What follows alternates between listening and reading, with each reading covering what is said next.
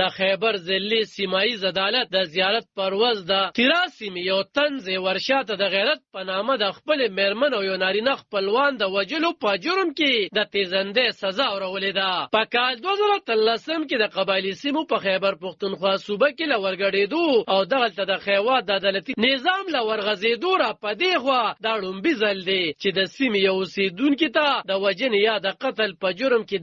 د ځایي محکمې له لوري د مرګ سزا ورول شوې ده. د غیرت په نامه وژنو کې ککړ دغه مجرم ته د عدالت لخوا د 10 لک روپو د جرمانې سزا هم ورول شوې ده چې د وژل شوو کسانو د کورنۍ غړو لپاره په مساوي ډول ورکول کیږي. په تیرا کې د موجودو پولیسو په وینا زیورشاه سمود وړاندې د غیرت په نوم اول خپل یو نارینه خپلوان وژلی وو او وروسته یې غوښتل چې خپله پیغله لور هم ووژني، خو د هغه میرمن خپله لور خوندي ځای ته لیږلې وه او زیورشاه بیا په غوسه کې خپله میرمن د کور دننه وژلې وه. د پولیسو په وینا تر دغو وژنو وروسته زیورشاه له کلي تښتېدلی وو او د دې وژنو په اړه معلومات هیڅ چا هم ځایي پولیسو ته نه ورکول چې له امله د تیرا پولیسو له خپله انده د زیورشاه په ضد FIR درج کړو او بیا څه موده وروسته د هغه په نیولو کې بریالي شول. د تیرا پولیس د یو چارواکي ایرانګل په وینا نیول شوی تن بیا په جمرود کې ډسټرکټ اینډ سیشن جج ته وړاندې کړل شو، چېرته چې د څو میاشتو په لټونو او عدالتي کاروایۍ نه وروستو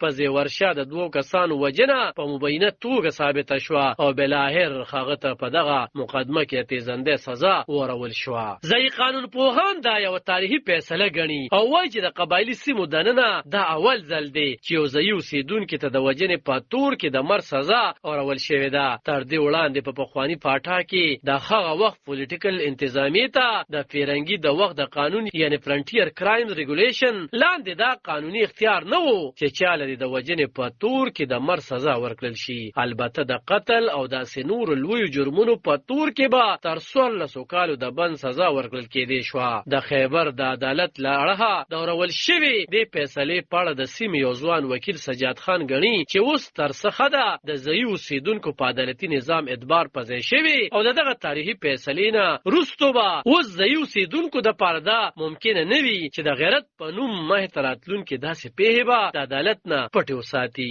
د هغه په وینا د ځایي عدالتونو دغسې فیصلو سره به په ضم شوو قبایلي ضلعو کې د سختو یا خطرناکو جرمونو شرح هم کمه شي او زیات خلک به بیا دغه محکمو ته رجوع کوي. خو چېرته کو قانون پوهان یا وکیلان د خیبر عدالت د دغه فیصلې په اړه ډېر خوشبینه دي او دا د قانون یوه ګټه ګڼي، نو هلته هغه قومي مشران څوک چې تر اوسه د انضمام مخالف دي او غواړي چې د قبایلي سیمو پخواني حیثیت باید بیرته په ځای کړل شي، د خیبر د ضلعي عدالت دغه فیصلې منلو ته تیار نه دي. د زهاهیل قام یو مشر ملک عبدالرزاق اپریدي وایي چې دا فیصله د قبایلي روایتو خلاف ده او دا چې عدالت تورن کس سره زیاتې کړې دي. هغه البته دا هم مني چې په خپل د قبایلي روایتو لمحه همدغسې تن له د جرګې د فیصلې لمحه هم د مرګ سزا ورکولی شي. البته فرق دا وي چې د عدالتي فیصلې لمحه مجرم له پانسي ورکولی شي او د قبایلي جرګې له اړخه مجرم د وژل شوي تن کورنۍ ته د وژل کېدو دپاره سپارل کېږي. بل اړخ ته د تیرانه د ترلاسه شوو معلوماتو لمحه هلته ځایي قومي مشرانو د عدالت د فیصلې غندنه کړې او د دغه فیصلې په ضد یې د احتجاج اعلان کړی دی.